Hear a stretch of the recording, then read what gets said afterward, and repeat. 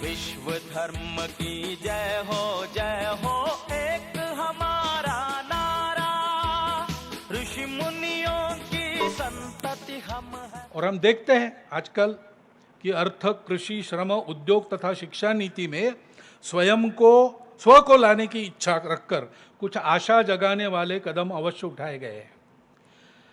व्यापक संवाद के आधार पर एक नई शिक्षा नीति घोषित हुई। संपूर्ण शिक्षा जगत ने उसका स्वागत किया, हम भी उसका स्वागत करते हैं। वोकल फॉर लोकल की घोषणा है, हम उसका स्वागत करते हैं, क्योंकि स्वदेशी की संभावना से भरा हुआ एक अत्यंत अर्थपूर्ण उत्तम प्रारंभ है।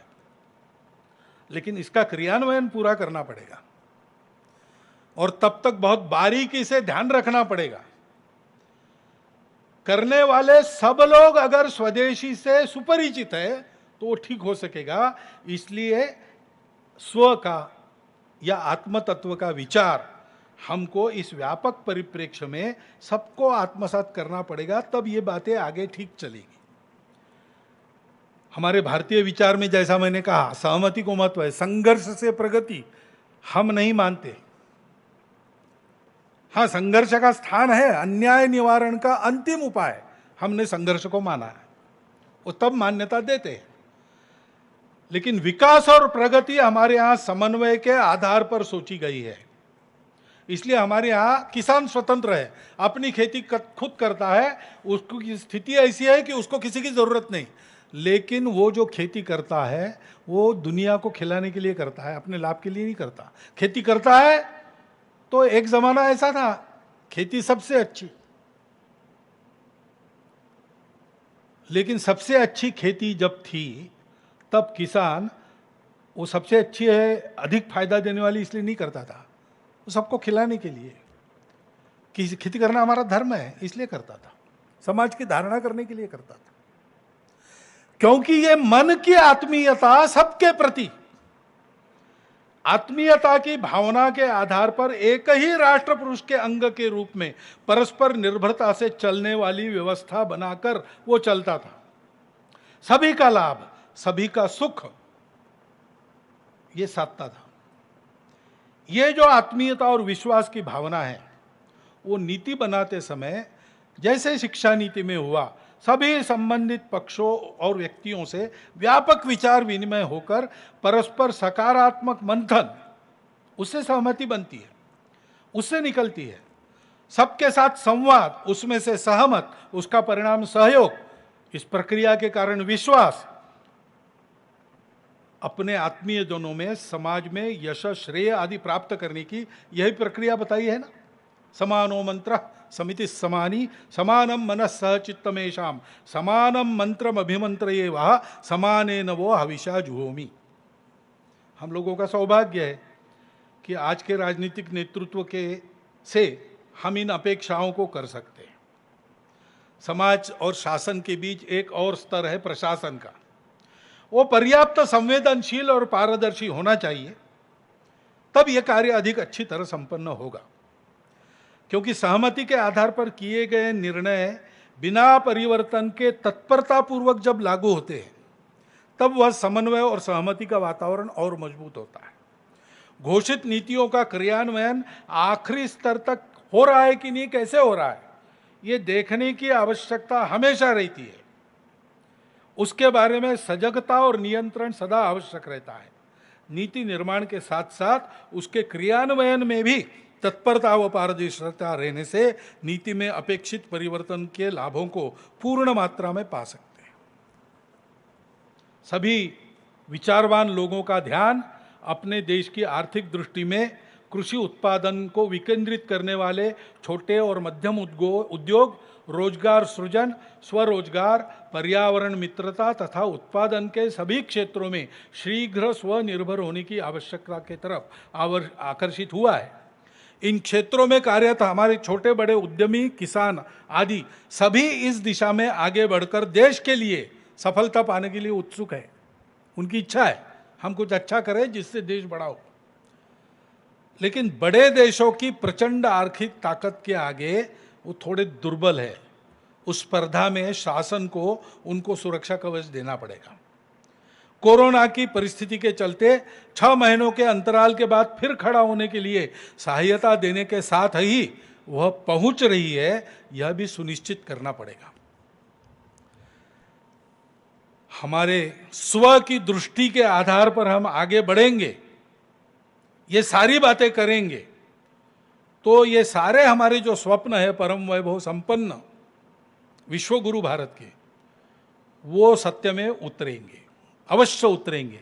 लेकिन ये ध्यान रखना पड़ेगा, नहीं तो उनमें फिर अधूरापन रहेगा। लेकिन अब ये शासन नीति वगैरह इसकी चर्चा ठीक है, परंतु मुख्य दायित्व, मूलभूत दायित्व, गुरुतर दायित्व समाज का होता है। ये जो स्व का महत्व हमारे ध्यान में आया है, राष्ट्रीयता का, सांस्कृतिक मूल्यों की महत्ता का, पर्यावरण का विचार, उसके प्रति कृति की तत्परता, ये ढीली नहीं पड़नी चाहिए। कोरोना चला जाएगा हम भूल जाएंगे, ऐसा नहीं होना चाहिए।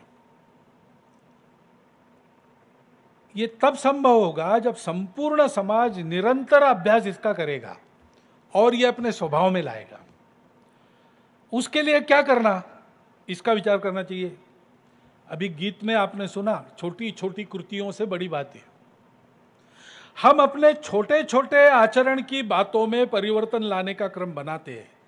नित्य इन सब विषयों के प्रबोधन के उपक्रम चलाकर हम अपने आदत के इस परिवर्तन को कायम रखकर आगे बढ़ा सकते हैं। प्रत्येक परिवार, कुटुंब इसकी इकाई बन सकता है। हमको अब कुटुंब प्रबोधन पर सबको ध्यान, अपने कुटुंब के प्रबोधन पर ध्यान देना चाहिए, और जिनको बनता है वो और कुटुंबों को भी इसमें शामिल करें। लेकिन अपने कुटुंब से प्रारंभ करना, जैसा मैंने पहले भी कहा था एक बार, कि एक दिन आनंद के साथ घर में आकर श्रद्धा के अनुसार भजन और इच्छा के अनुसार भोजन आनंद से करना, सब ने एकत्र आकर, जितने भी वहां परिवार के लोग रहते हैं, और उसके बाद बैठकर 2-3 घंटा गपशप करना, चर्चा करना। उस चर्चा में से जो फलित निकलता है, कुछ करने की बातें निकलती है, उनको अगले हफ्ते तक लागू करना। अगले हफ्ते में और चर्चा और संकल्प, ऐसा आगे बढ़ते हैं तो ये बातें लागू होती। क्योंकि बातें तो हैं, पुराने समय से चलती आ रही, कुछ बातें तो प्रयोग से हमको ध्यान में आई, उपकारक है, लेकिन सभी बातें ऐसी होंगी ऐसा नहीं। और बिना परीक्षा के कुछ भी स्वीकार नहीं करना। कोई बात नहीं है इसलिए भी अच्छी नहीं है, और पुरानी है इसलिए भी अच्छी नहीं है। बात का उपकारक होना, उपयुक्त होना, नएपन पुरानेपन पर निर्भर नहीं करता। और इसलिए कहते हैं संतः परीक्षान्यतरत भजन्ते मूढ़ पर प्रत्ययनीय बुद्धि। परीक्षा करके बातों का स्वीकार होना चाहिए। अगर परीक्षा करनी है तो परिवार में उसकी अनौपचारिक चर्चा होनी आवश्यक है, क्योंकि चर्चा से ही बातें सब पहलुओं के ध्यान में आती है। निर्णय देंगे तो हो सकता है गलती हो जाए, लेकिन सब लोग मिलकर पूरी उसकी छानबीन करते हैं, सब दृष्टियों से देखते हैं, और उसके बाद अगर स्वीकार करते हैं तो गलत होने की संभावना बिल्कुल नहीं रहती। और नई पीढ़ी को चर्चा करके अगर आप बताएंगे तो मन से स्वीकार करेंगे। आदेश देंगे तो जब तक मजबूरी है तब तक करती रहेगी। और इसलिए जैसे हम संघ के स्वयंसेवकों को कहते हैं कि कुटुंब बैठक करो, अभी शाखाएं शुरू हो रही है, लेकिन कुटुंब बैठक छोड़ो मत, अपने कुटुंब में संघ की चर्चा करते रहो, ताकि नई पीढ़ी संघ की भी परीक्षा करके उसको स्वीकार करेगी, तो मन से स्वीकार करेगी। ऐसा अनौपचारिक चर्चा होने से किसी उपयुक्त वस्तु को स्वीकारने का या अनुपयुक्त व्यक्ति को वस्तु को छोड़ने का मन बनता है, तो स्वेच्छा से स्वीकार होता है। छोटे छोटे विषय, अपने घर का रखरखाव, अपने घर की साज सज्जा, अपने कुटुंब की गौरव परंपरा, अपने कुटुंब में काल सुसंगत क्या रीति रिवाज चलते आए हैं, अपनी कुल रीति क्या है, इसकी चर्चा कर सकते हैं।